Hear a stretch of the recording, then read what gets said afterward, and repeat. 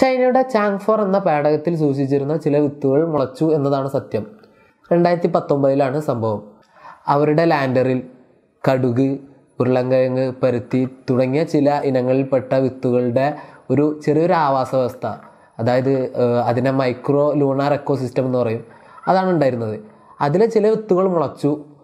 അതിലുപരി പരുത്തിച്ചെടിയുടെ കുരുവിൽ നിന്ന് 2 ഇലകൾ പുറത്തു വന്നു. പക്ഷേ ഇത് അധിക കാലം നീണ്ടു നിന്നില്ല. കാരണം അവിടുത്തെ തണുപ്പ് എന്ന് പറയുന്നത് അതിന് സഹിക്കാവുന്നതിലും അപ്പുറമായിരുന്നു. അതാണ് ഇതിന് ഒരു പ്രധാന കാരണമായിട്ട് പറയപ്പെടുന്നത്.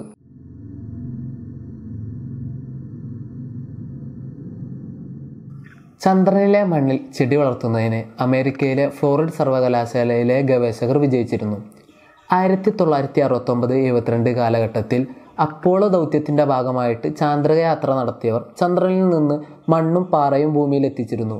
ഇങ്ങനെ എത്തിച്ച മണ്ണിൽ നിന്ന് 12 ഗ്രാം മണ്ണെടുത്തിട്ട് ഫ്ലോറിഡ സർവകലാശാലയിലെ ഗവേഷകർ പരീക്ഷണം നടത്തുകയും പരീക്ഷണാർത്ഥം ചന്ദ്രനിലെ മണ്ണിൽ ചെടി വളർത്താം എന്നുള്ള ഒരു നിഗമനത്തിൽ എത്തിച്ചേരുകയും ഉണ്ടായി. റോബർട്ട് ഫേളും അന്നാലിസ പോളുമാണ് ഈ പരീക്ഷണത്തിന് നേതൃത്വം നൽകിയിരുന്ന 2 പ്രധാന ശാസ്ത്രജ്ഞന്മാർ. അവർ ഈ പരീക്ഷണം എങ്ങനെ ചെയ്തതെന്ന് വെച്ച് കഴിഞ്ഞാൽ 12 ഗ്രാം മണ്ണായിരുന്നു അവർക്ക് പരീക്ഷണത്തിൻ്റെ ഭാഗമായിട്ട് നൽകിയിട്ടുണ്ടായിരുന്നത്. അപ്പോൾ ഓരോ ഗ്രാം വീതം വരുന്ന 12 പാത്രങ്ങളിലാക്കി. അതുപോലെ തന്നെ ഭൂമിയുടെ പല ഭാഗങ്ങളിൽ നിന്നും ശേഖരിച്ച ഫലഭൂഷ്ഠ കുറഞ്ഞ 16 സാമ്പിളുകൾ അവരെടുത്തു. ഈ 2 സാമ്പിളുകളിലും കടുക് ചെടിയുടെ ഇനത്തിൽപ്പെട്ട വിത്തുകൾ വിതച്ചു.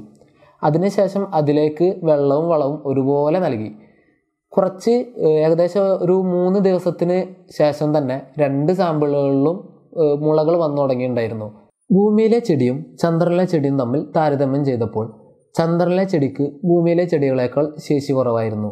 ഇതിൻ്റെ ഭാഗമായിട്ട് നടത്തിയ ജനിതക പരീക്ഷണത്തിൽ നിന്ന് കണ്ടെത്തിയത് ചന്ദ്രനിലെ മണ്ണിൽ അടങ്ങിയിരിക്കുന്ന ചില പ്രത്യേകതരം ലോഹങ്ങളുടെ പ്രസൻസാണ് ചന്ദ്രനിലെ ചെടിയെ മോശമായി ബാധിക്കുന്നതിന് അല്ലെങ്കിൽ പ്രതികൂലമായി ബാധിക്കുന്നതിന് കാരണമായത്. ഇനി മറ്റു ചില പരീക്ഷണങ്ങൾ നടന്നിട്ടുള്ളത് ഗ്രാവിറ്റി ഒട്ടുമില്ലാത്ത സ്പേസ് സ്റ്റേഷനുകളിലാണ്. പല ഘട്ടങ്ങളിലായി പരീക്ഷണാടിസ്ഥാനത്തിൽ നെല്ല്, ഗോതമ്പ്, ചീര, ഉള്ളി, ഉരുളൻകിഴങ്ങ് തുടങ്ങിയ ചെറു സസ്യങ്ങൾ വളർത്തിയെടുത്തിട്ടുണ്ട്. ഈ കാണുന്നത് ഇൻ്റർനാഷണൽ സ്പേസ് സ്റ്റേഷനിൽ വളർത്തി വിരിയിച്ച ഒരു സിനിയ പൂവാണ്.